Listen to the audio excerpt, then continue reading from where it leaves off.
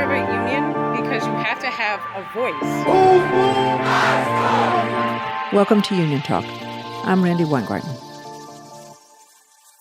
So we have a very special episode of Union Talk today.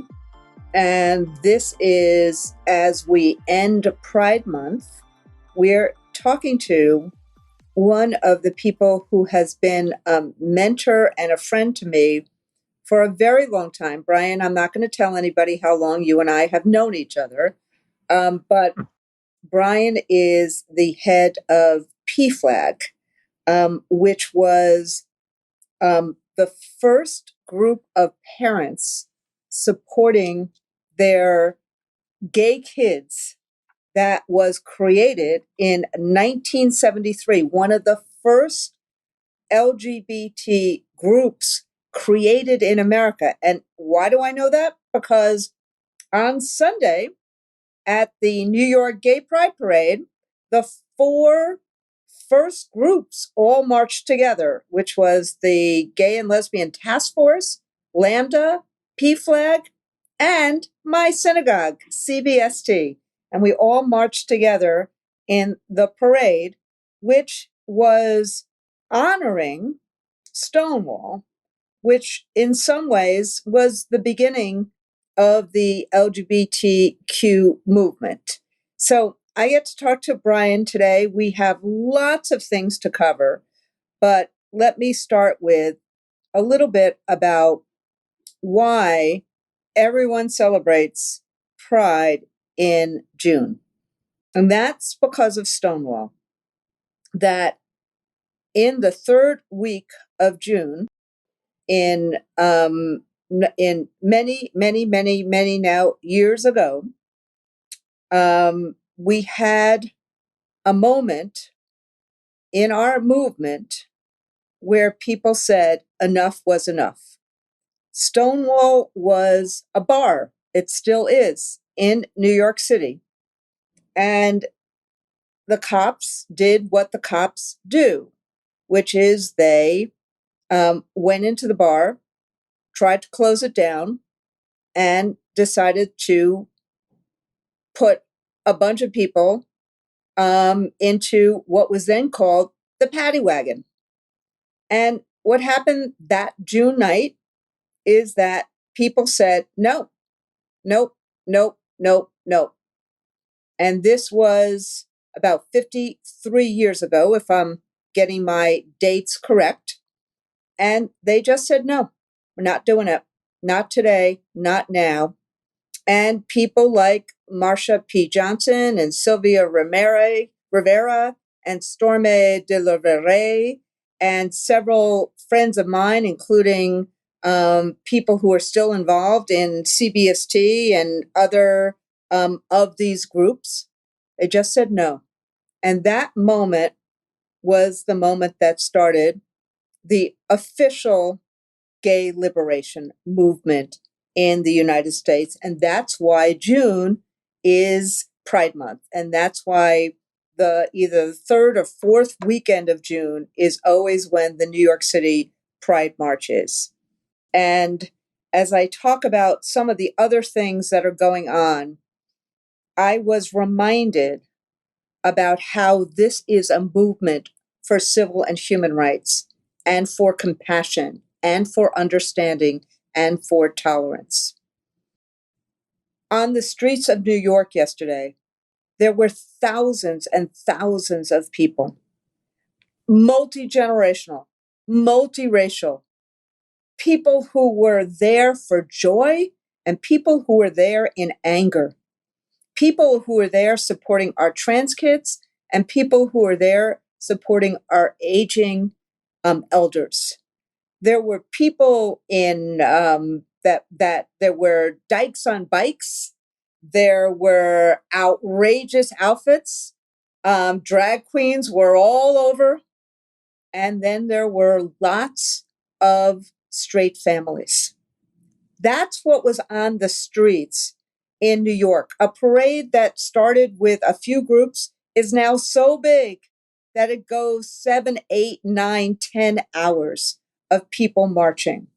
And I want to just paint that picture because both Brian and I have been involved in all sorts of other campaigns right now, which include book banning and erasure of who we are, and almost 600 bills being proposed that try to strip people of dignity, that try to strip people of being able to being taught real history, honest history. And it feels in some ways, in some places, like it had to feel to the Mattachine Society in the 40s and the 50s and the 60s.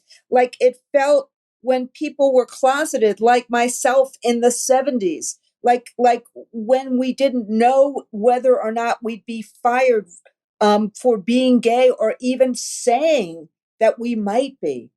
We have really a tale of two countries now, because there are places in Oklahoma, in Florida, in Texas, places in rural America, all across America, that used to celebrate Pride, who were told this year, no march, no honoring, that take Pride flags down, that say, like in Florida, don't say gay, that undermine parents' rights of helping their kids if their kids are trans.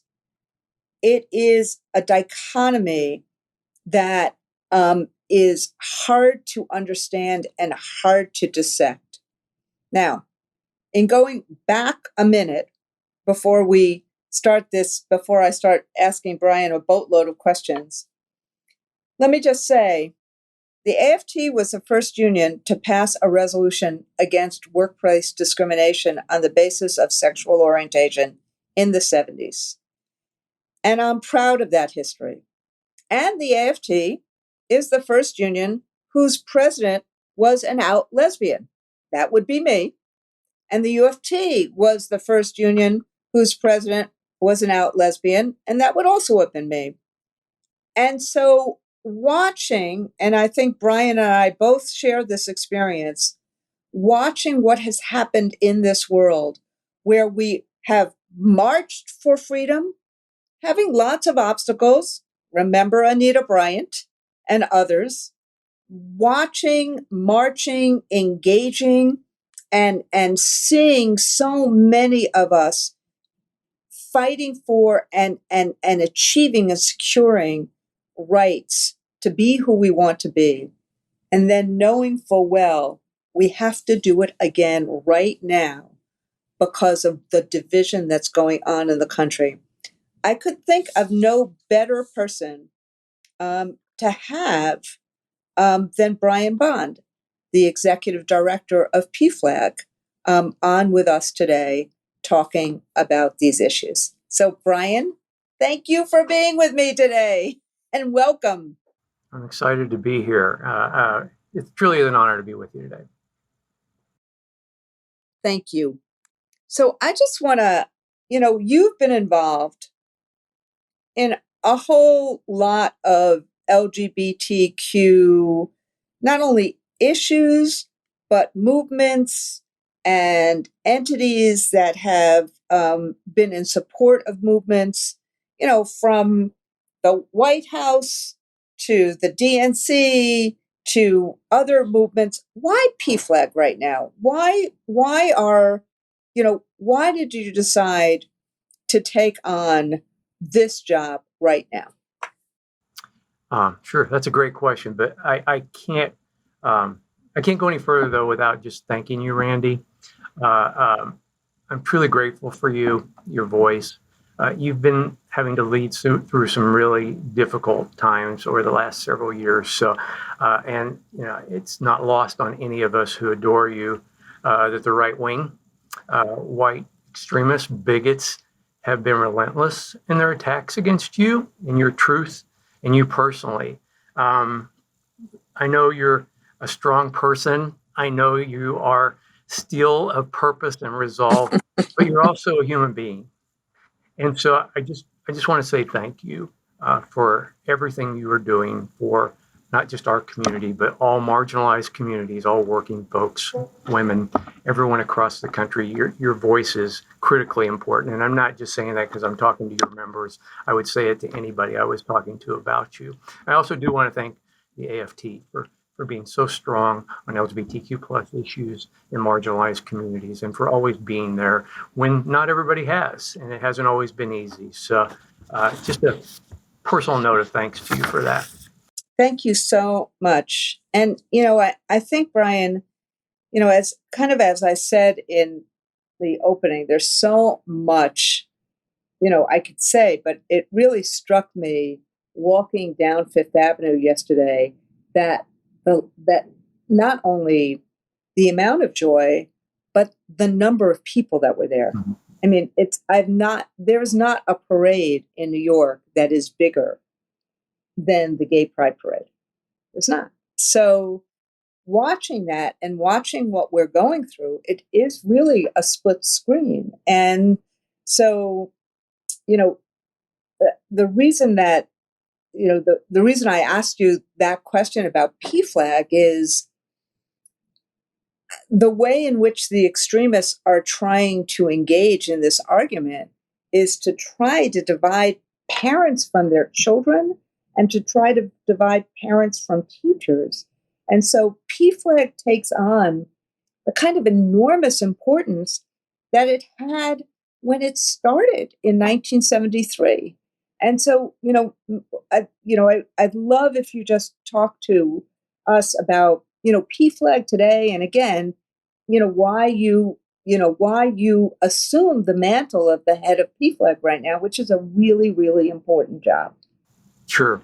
It's funny. I started 4 years ago, and I literally campaigned to get the job. I had people, your friends like Valerie Jarrett and others, calling the board members to join this, to be able to be a part of this organization.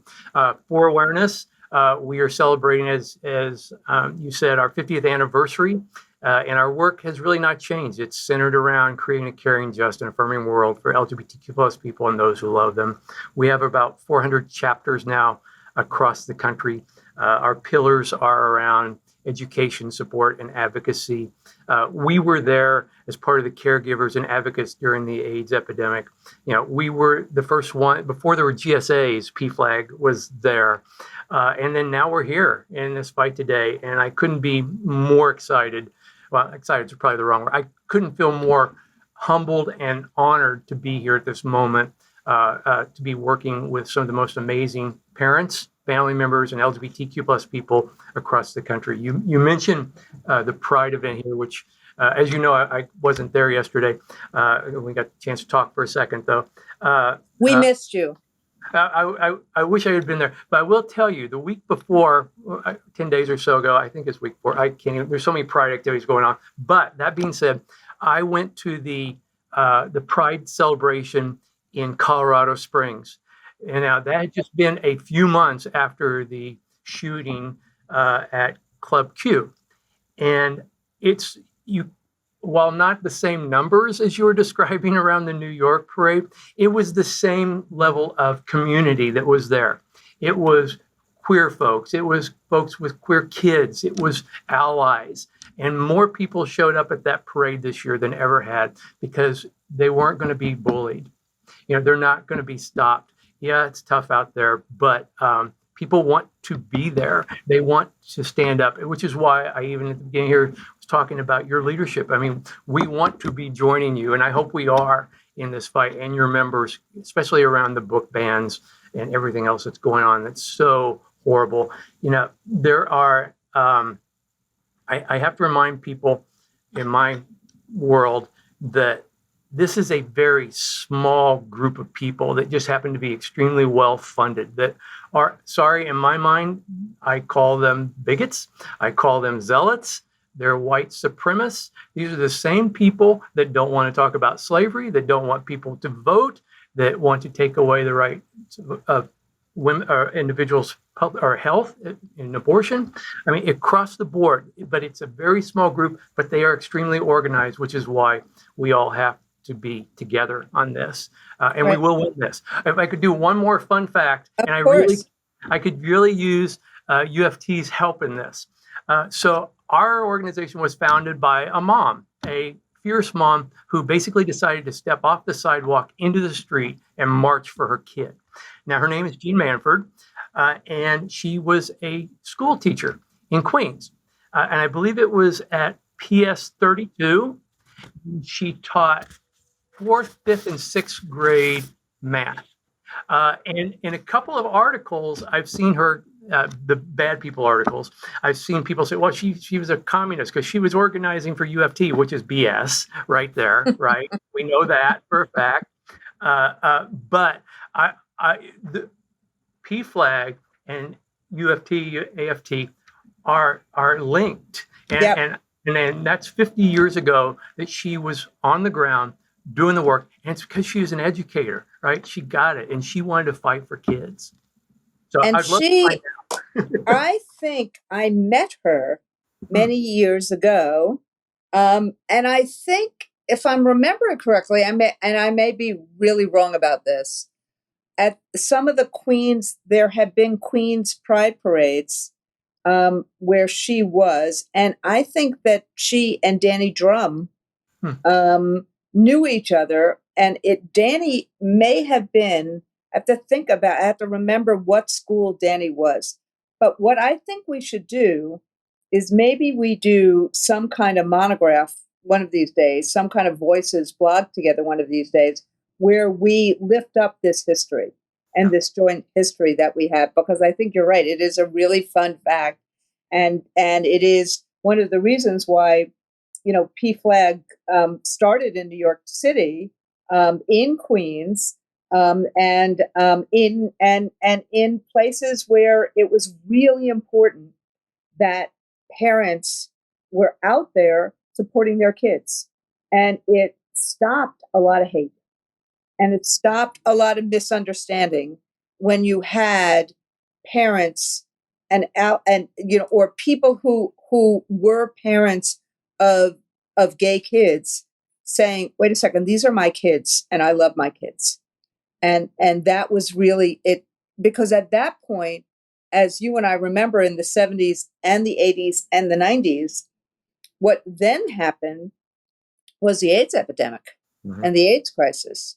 And that created a lot of discrimination and anxiety because of HIV/AIDS. And PFLAG played a really important role at that moment in New York City as well.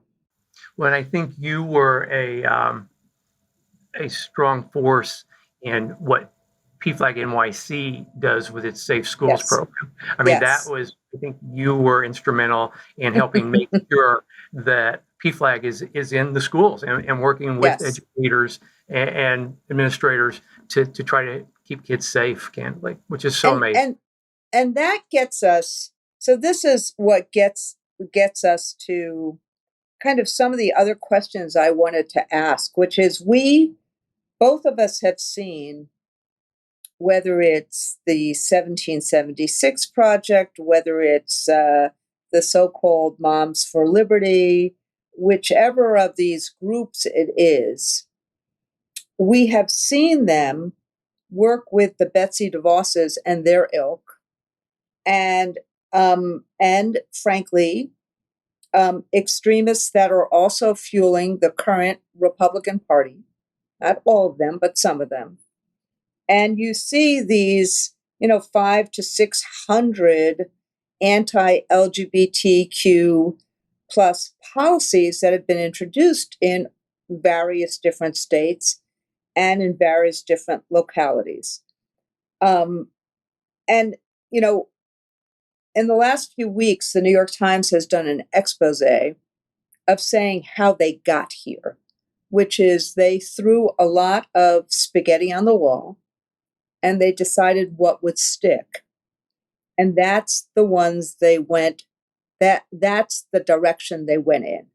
So this was not about some long-term view of trying to bully marginalized trans kids. This is what they thought would work to divide, and they were going there. Just like when Christopher Rufo decided to make the term CRT, critical race theory, toxic, and go for that.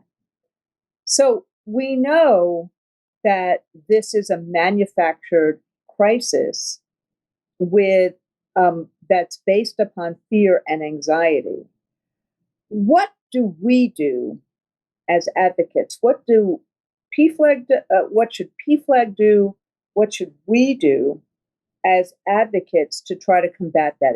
And you started by talking about the Safe Schools program, but why don't you talk about some of the things that we do to try to combat this?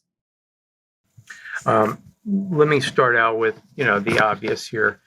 Every student deserves to be safe and have the freedom to learn and to thrive.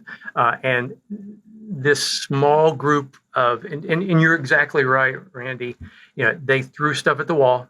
And now, especially trans kids are what they're seeing is for political gain only. I don't even think they believe this stuff, but for political gain and to hold power, they are literally putting our kids at risk and our educators at risk.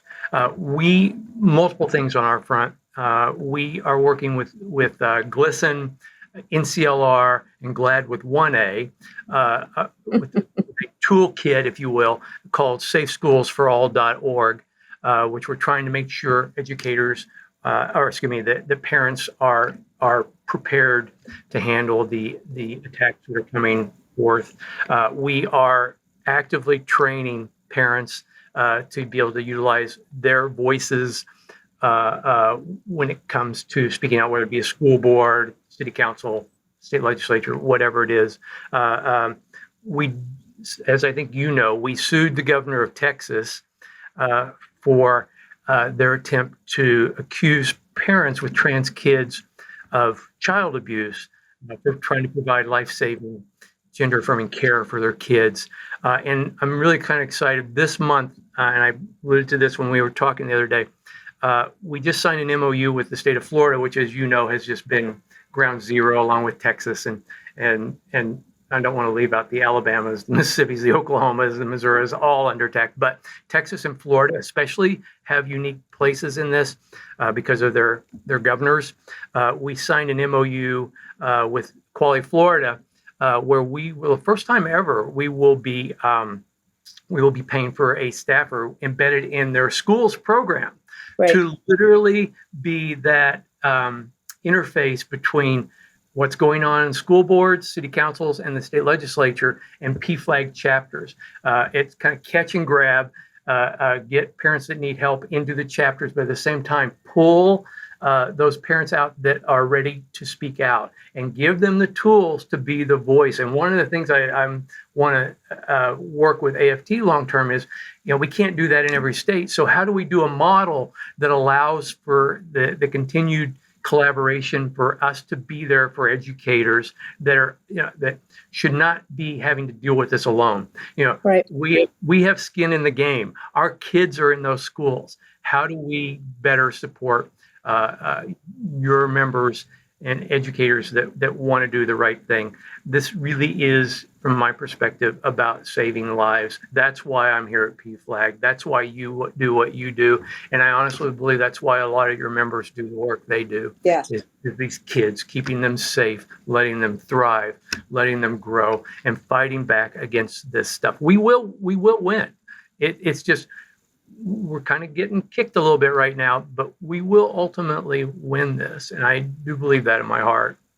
Yeah, no, I totally agree with you. And I think, I can see, I think part of both what we wanted to do in this podcast, as well as just in generally get information out to people, is that the toolkits are there. You have them. We have them. Excuse me. How we create community around this is what's really important. because no one can go to a school board meeting, an adversarial school board meeting, by themselves. Right. They can, and people get too. You can get too easily bullied online.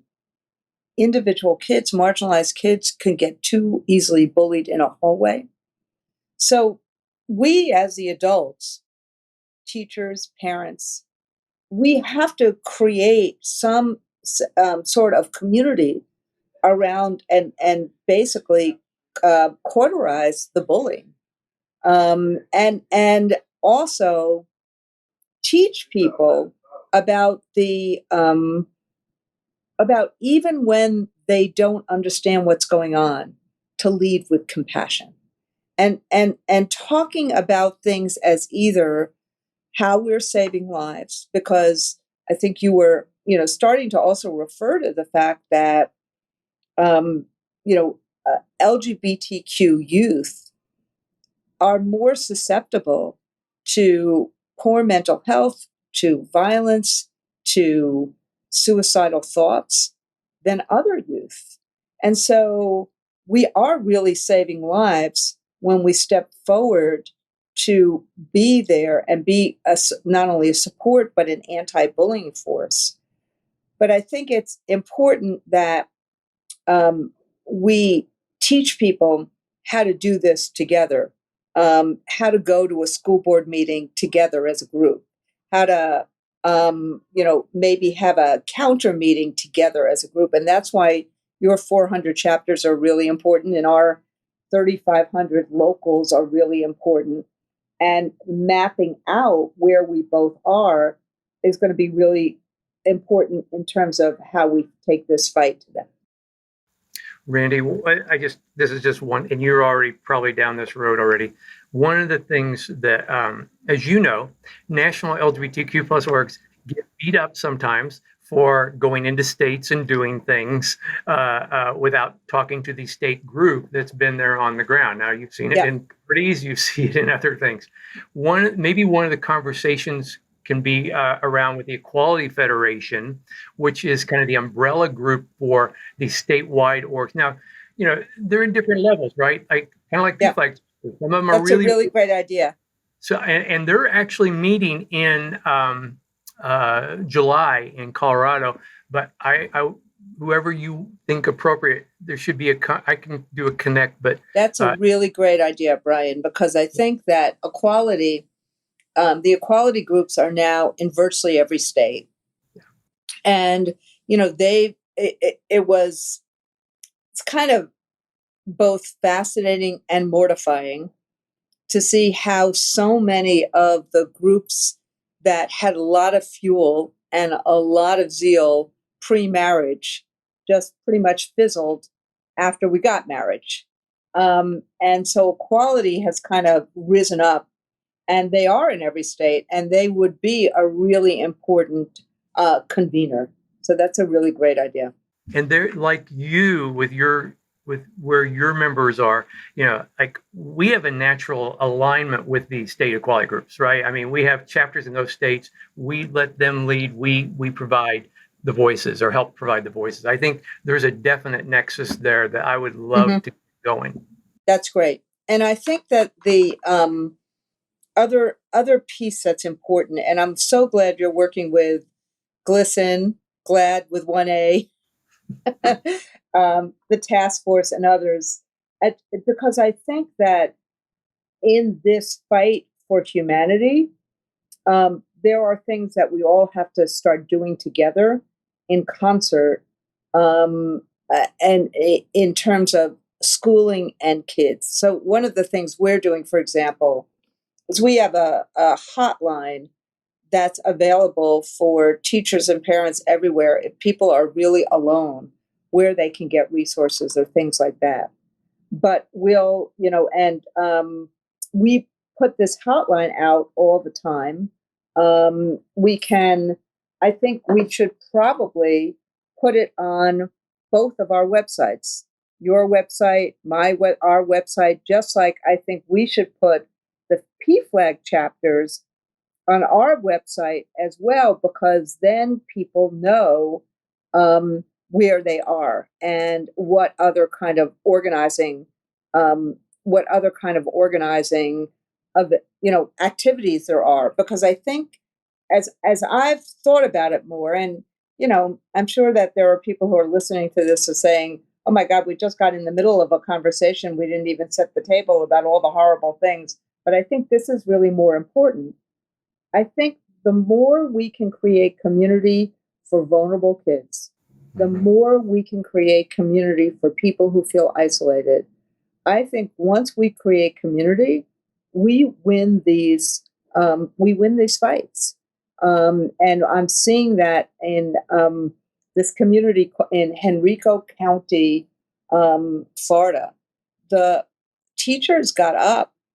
One of them, who was just unbelievable, had already submitted her resignation, but she's a math teacher, and she got up and talked to the school board, and she basically said, I teach your children math.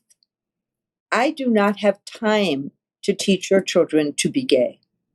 In fact, if your children come to me more often than not with sexuality issues, it's because they had them well before they came to my classroom. I have to teach them math. That's what I do. Wow. Love that. It's just, but what we're seeing now, and we see it also in elections this year, there are more pro-public education people won in Illinois and in New York than last year. And there were many fewer contests with, on these issues of extremism or don't say gay or ban books.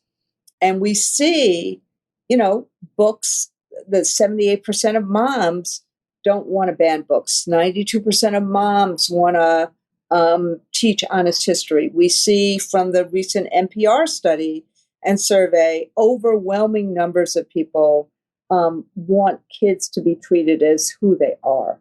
So that's why what you're talking about, Brian, the kind of how we work together to make sure people don't feel isolated is really important. Well, and I think the way you frame that around creating community for vulnerable kids, I think is just, it's spot on, and it's beautiful.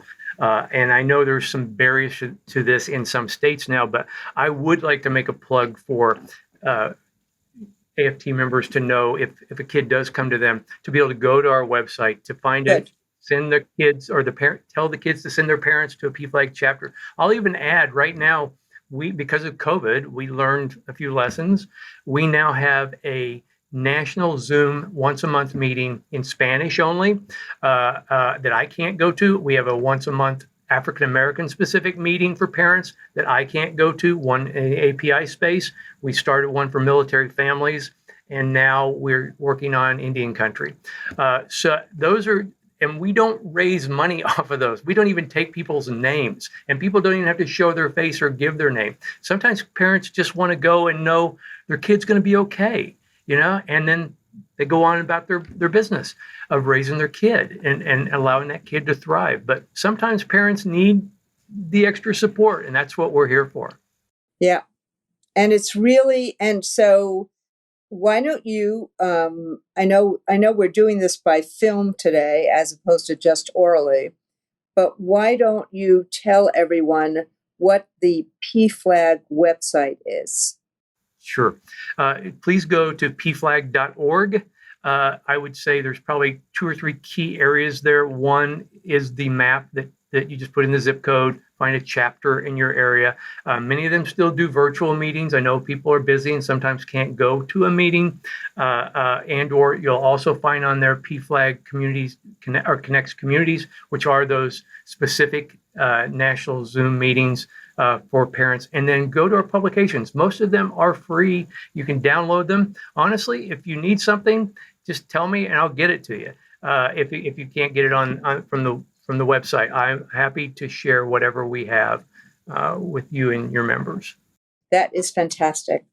I want to actually ask a question about allyship, because, as you said, we don't have, we don't have chapters everywhere. PFLAG doesn't have chapters everywhere. We know that allyship is important. But tell us a little bit about, from your vantage point, what advice do you have for people who are listening and saying, okay, I don't have a gay kid, I don't have a trans kid, I really want to be a good ally. How do I become an ally? Or if I'm not gay myself, how do I become an ally? And maybe you can give some advice about that. So that's a great question, Randy. And I've been thinking a lot about allyship, and some of this you may or may not agree with. I want people to go back to being respectful. That's the bar now, right? Trying to get people to a respectful place, even if they don't agree, with me being gay, whatever, but getting back to a respectful place, having grace to get there. For me, allyship is a verb. It's taking action. It's not just a noun. It's not just a state of being. But we have to balance that out. Some people are not going to be allies, and that's okay. But stay at that base then of decency and respect. That's what the community you speak of. That's what brings us together. I will say, though, because of where we are in the world, in this country, especially today, we need super allies. And again, if you go to pflag.org to Straight for Equality, you can find multiple publications on how to talk about allyship. But for me, it's very simple. Start with grace, start with respect, show up. It's okay if you make a mistake. Individuals you're working with should have the grace to respect that you're trying to be in that space. And I think when I talk about super allies, what I would say that's probably the most important piece would be, ask yourself this question. If I'm not in the room, will you speak up for me? If your kids are not in the room, your kid or some family member is not in the room, would you speak up for them? And then last, if your colleague's not in the room, somebody you work with who happens to be LGBTQ+, if something is going on, somebody's talking about them, will you speak up for them in the room? That's what we need now in super ally. And again, not everybody can be that super ally. That's sort of okay as long as the baseline is grace and respect, and go from there. I love that. I'm writing that down. If I am not in the room, will you speak up for me? I said earlier, lead with compassion. You're talking about grace and basic human rights, basic tolerance, basic understanding, basic respect. I think what we're both saying to people who are listening is that you don't have to agree with everything that either one of us say about education, about life, about politics, about children, about LGBT kids, trans kids. You don't have to agree with everything. You don't have to agree. You can have discomfort about our way of life. There's a difference between having discomfort about it and being disrespectful about it. And if we lead with compassion and understanding, that's and a willingness to listen and to hear, that's going to become half the battle. Because what the other side tries to do is just hate and just create fear, and just create a fear of either the unknown or fear of the vulnerable, and then bully the vulnerable. Mm-hmm. And I think that advice that you're giving, not only for allies, but for anyone who doesn't have a well-formed view of this. I mean, of who we are and why we are who we are. It's really a matter of leading with compassion and leading with grace and respect. Our tagline, by the way, is leading with love. So I agree. I love that. I love that.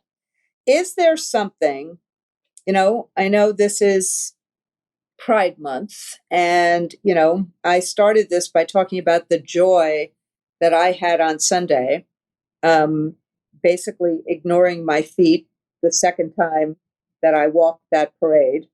But because of course I walked with CBST and then I walked with UFT and NICIT and the AFT.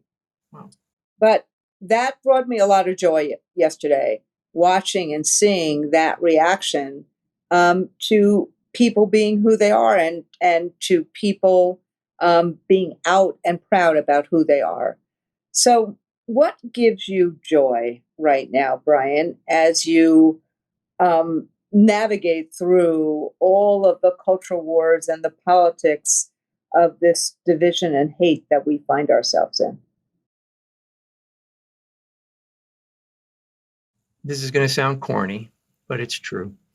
The people I meet every single day who step out of their comfort zone in support of their kid, their neighbor, their colleague, and candidly, some people who step out in support that don't even know anybody, to your point earlier, that don't even know anybody who's LGBTQ plus, but know what's right and what they want to see in this country, in this world. And I'll keep this story really short, but two things stick out in my head. One, just this last week, a 16-year-old trans young woman from the deep South, spoke and gave testimony in front of the Senate Judiciary Committee. The resilience of our community, going back to pre-HIV/AIDS discrimination to HIV/AIDS to marriage to all the way through, the resilience is just incredible. And that 16-year-old kid just encompassed all that to me. Second, and I'll be quick on this, but these are great. I love these. I was at an airport in Phoenix on my way somewhere, and this woman who I now know is 83-ish starts coming towards me, and my bag was in the seat next to me. I could tell she wanted to sit down. Of course, I'm from rural Missouri, so I was going to move my bag, or my mom would. I'd be hearing my mom in my head, and I said, "You want this chair?" And she goes, "Yes, I do." We started talking. She was originally from Arkansas. I did not tell her what I do. She is a grandmother who is in suburban Pennsylvania in a seniors complex, huge seniors complex. We started talking about Arkansas because I grew up in rural Missouri. The conversation went to biscuits and gravy and cast iron skillets, but then now it turned into a conversation around the politics of those states now. And she said, "I'm so grateful that I don't live there anymore, and my grandkid doesn't live there because my granddaughter's trans, and I'm so worried about her." And my mouth dropped. I'm like, "Oh my God, I can't believe I'm hearing this story." She said, "I'm so concerned that I started a support group in my senior complex for grandparents with queer grandkids." I'm like, "Oh my God." And I can't make this up. I didn't tell her what I did this way. I finally tell her what I did. And she goes, "Well, can you send me materials?" And I said, "Yes, Mary, I'll get you." I got on the phone, had materials. She's been doing support meetings in this seniors complex for the last 6 or 8 months with materials, calls us every month for new stuff. Wow. That's the love that is out there. That's the can do. We are going to get through this mindset. A grandmother who had no connections to anyone, but loving her trans granddaughter, started a support meeting. Now it's active and going. She's going to Pride things. She's doing all kinds of stuff. And she's saving lives, just like you are, just like your members are, every single day. That's what Pride means to me. And I hope it's what it means to your members as well. It's about saving lives. Thank you, Brian. I mean, I think I think about my members as well who just want a safe and welcoming environment for their kids, and how they are trying and struggling to make that happen regardless of what the laws are in a place. And I've watched them self-censoring themselves. There's a new study that talks about how they are, when in the teaching of history, they are really self-censoring themselves. They're really not, they're trying to be cautious, when sometimes you really need to be able to help kids see all the context and the aspects of what's going on. And that's when we're talking about history or current events.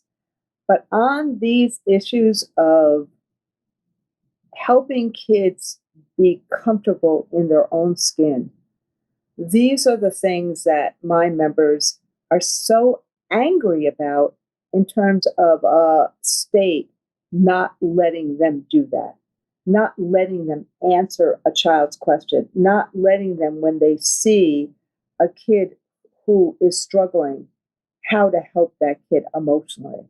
And they really want and need all of us to help them have the freedom to teach, and kids have the freedom to learn. And in some ways, what these laws are so counterproductive because they are not allowing educators to actually really help kids be themselves.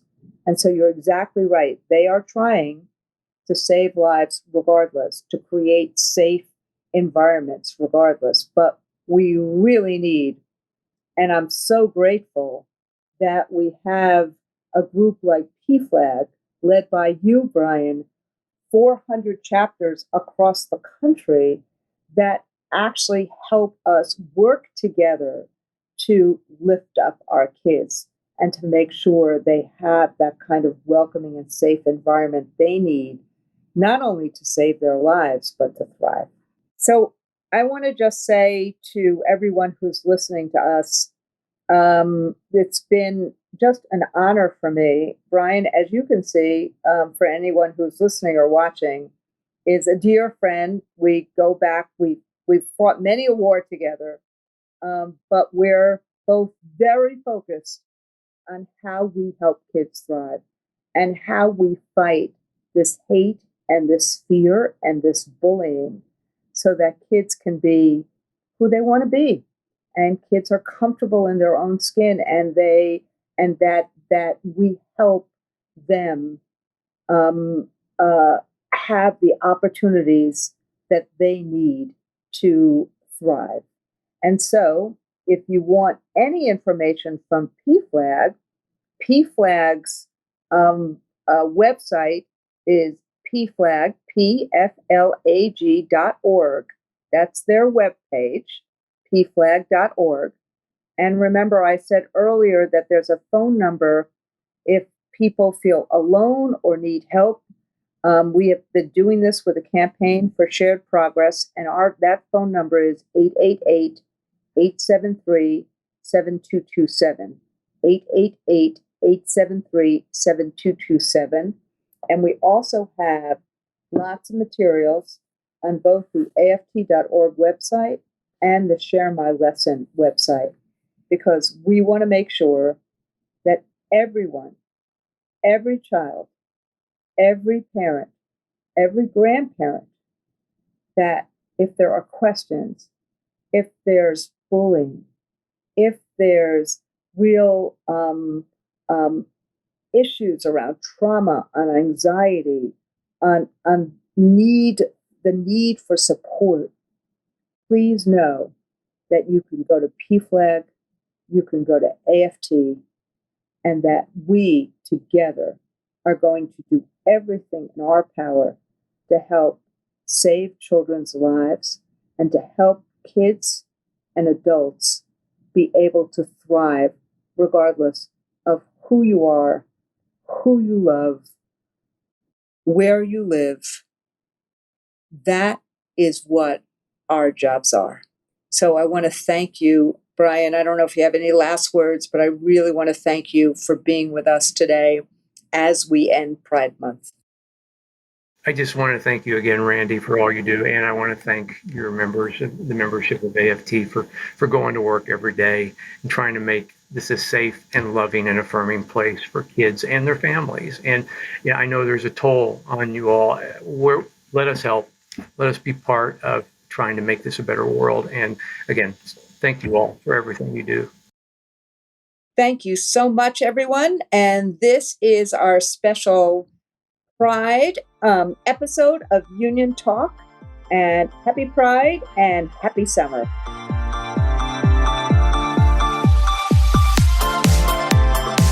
I hope you enjoyed this episode of Union Talk.